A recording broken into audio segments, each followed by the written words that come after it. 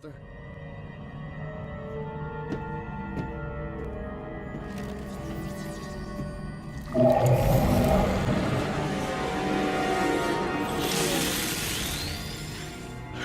What happened to her? I don't understand. No, it doesn't seem complicated. I am the Inquisitor.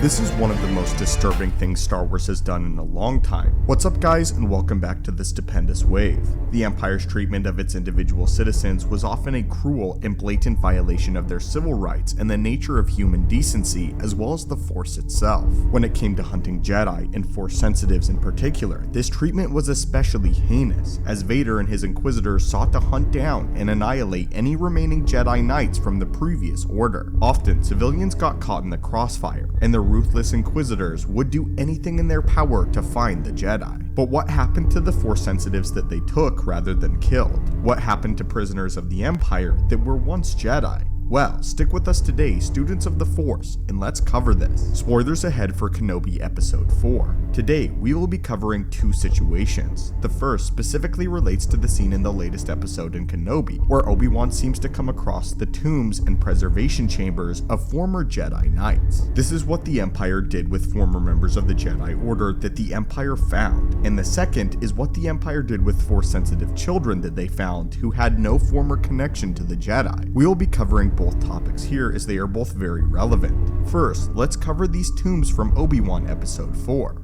These tombs shows us the likes of the Elder Master Terminus among other known Force sensitives, including other members of the Jedi Council. There is also an encased youngling, complete with the very same attire and training helmet that he would have worn in the Jedi Temple during his courses, indicating that he has been dead and imprisoned here for nearly the entire decade and reign of the Empire. So why is this, and what is the darker purpose? What does the Inquisitor have in mind when they keep these Force-sensitive corpses and corpses of the Jedi?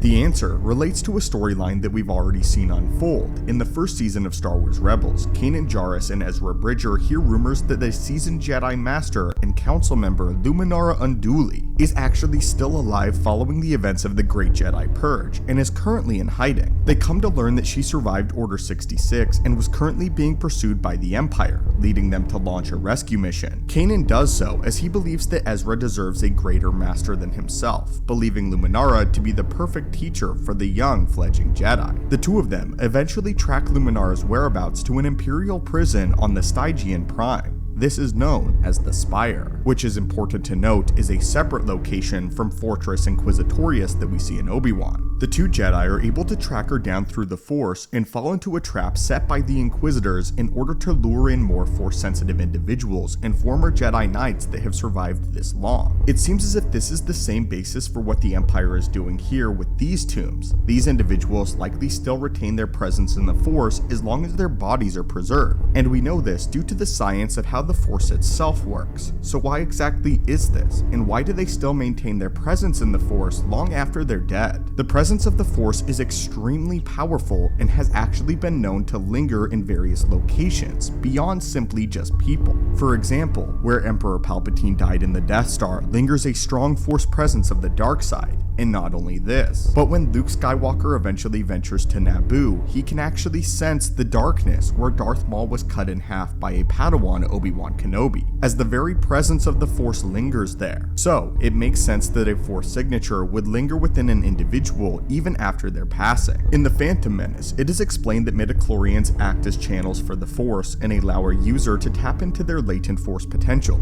These midichlorians reside within all living cells, and if the Empire is able to preserve their bodies, then they might be able to keep some of these cells alive for much longer, even after death.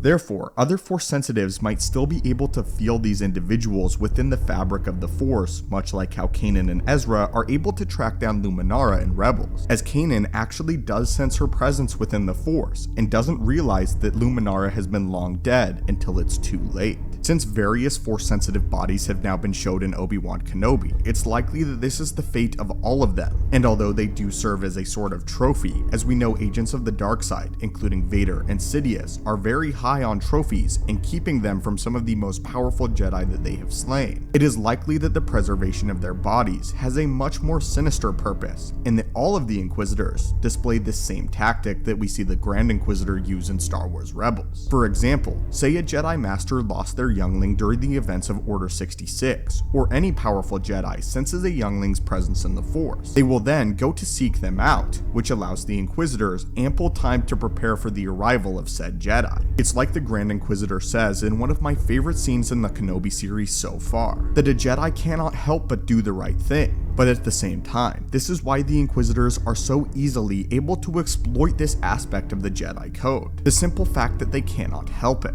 If a Jedi again sensed the presence of an old friend, an old master, or a youngling, they would instantly go to their aid, similarly to the events of Order 37. Order 37, which we detailed yesterday, is the idea of the clone troopers rounding up innocent civilians of a given populace, and murdering them systematically in order to draw the attention of a Jedi, forcing that Jedi to act. This is the same thing, and is in fact one of the darkest aspects that we've seen in Star Wars in a very long time. This also gave the Inquisitors a distinct advantage, as it allowed them to prepare for any given Jedi Master, if they were able to sense their presence in the Force, and if they were able to predict which of the Jedi was sensing these younglings or fallen Jedi Masters. Earlier in the series, we saw how quickly the young Jedi sought out Obi-Wan Kenobi, and how he went there nearly immediately to the planet of Tatooine in order to seek his guidance. The same thing likely happened dozens, if not hundreds of times following Order 66. Why I think this aspect of Star Wars lore is so important to the overall story is in many ways, this is the final stage of the Great Jedi Purge, and the final trap that the Sith and the Inquisitors laid out for the Jedi survivors. This is the final stage, even if the Jedi managed to escape the Great Jedi Purge, and have been in hiding for nearly 10 years, and as of the point of Rebels, nearly 15 years, they can still use the Force signatures of these other fallen Jedi to draw them out of hiding. And this is an aspect of Star Wars lore that I'm glad was revisited in Obi-Wan Kenobi. And we now know that the scope of this great plan by the Sith is even broader than we originally thought, as it is no longer just Luminara Unduli, but if the Inquisitors can preserve as many Jedi bodies as possible, then they likely can draw out far, far more Jedi.